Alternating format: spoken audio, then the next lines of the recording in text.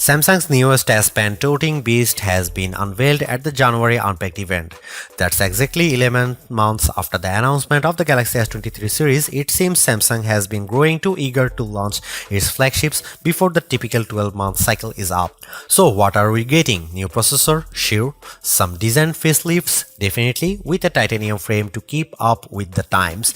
A bit of a camera module shuffle has the zoom cameras changed up a bit, but we still end up with 4 cameras on the back like before. And we now get to see the Galaxy S24 Ultra go completely flat screened. There's just ever so slight arc at the edge of it, so it fuses into the frame seamlessly. Samsung has been reducing the edge curve over the past few years. If you are still a fan of it, it looks like the Galaxy S23 Ultra may be your last chance to get a phone with an edge screen for a while.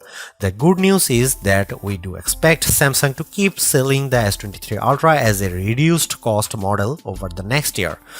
But back to present times, Samsung has launched a trio of Galaxy S24 device, and of course you can expect a Galaxy S24 review and S24 Plus review as soon as we put them through the full slew of benchmarks. All hail titanium, the new ruler of the flagship phones. Joking aside, we have a titanium frame on the Galaxy S24 Ultra now, following in the footsteps of Apple's Pro iPhones. It's a soft touch mate and it looks clean and stylish, pretty cool. We don't get a lot of benefits in terms of weight. Samsung also completely removed the curvature of the screen. The soft edge design has been getting less and less prominent over the years as it appears consumers simply prefer a flat display, and Samsung has been testing it slowly and surely, making the curves less and less prominent. On the Galaxy S24 Ultra, it's just a slight wiggling into the frame of the phone for a seamless transition. But the rounded side frames are back, so it still feels like the Galaxy S23 Ultra. The Galaxy S24 Ultra colors are going to be titanium gray, black, yellow and violet. The Samsung.com having a few extra ones: titanium green, blue and orange. As before, we have a 6.8-inch dynamic AMOLED 2X screen, Samsung's best screen tech that has been awesome for years now. There's more brightness headroom with a peak brightness of 2600 nits that only matters when watching HDR content and under very bright conditions. But hey, it's there.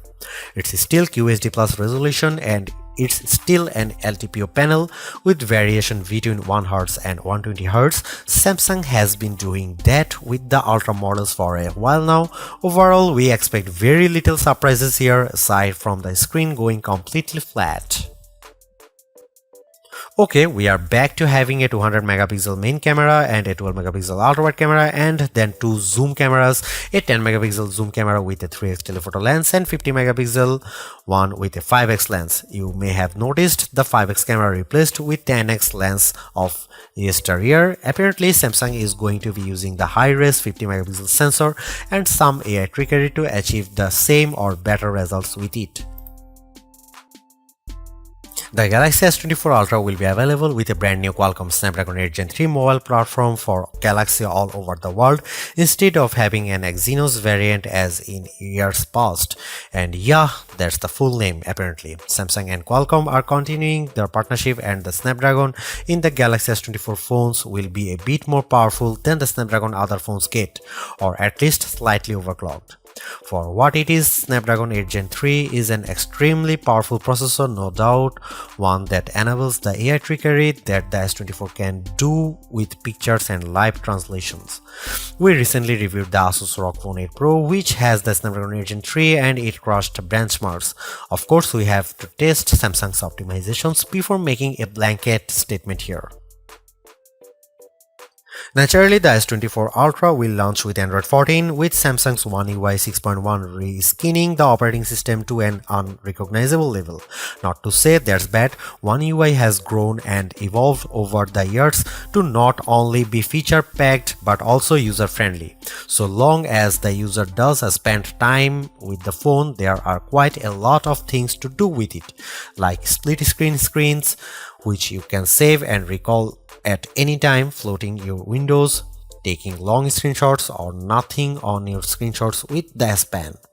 Ah yes, the S Pen suit comes with even more features like controlling the phone with air gesture from the stylus, using it as a mouse cursor when hovering, and of course writing and drawing. With One UI 6.1, we get the following AI features: Live Translate during a phone call, Chat Assist in Samsung Keyboard, Generative Photo Editing, Circle to Search with Google, Note Assist will summarize notes, format messy notes, summarize voice recordings from Recorder. We are curious to see if these AI features will expand throughout the year and if they will trickle down to older Galaxy phones. In another record-breaking statement, Samsung now pledges to 7 Android OS updates and 7 years of security patches. If we are getting this right, it means the Galaxy S24 Ultra will get Android 21. Currently, our expectations for the Galaxy S24 Ultra are that it will be a very good phone with powerful hardware, good camera and dependable battery. We don't expect some head-turning new features or improvements, so we are curious how far those AI tricks can go and how often Samsung will add new ones. That is to say, we don't think that Galaxy S23 Ultra owners will be rushing to upgrade to it, but it will definitely be a killer phone for newcomers. But we will see, we have to run it through our performance benchmarks and camera tests to draw a final verdict. Thanks for watching, see you in the next one.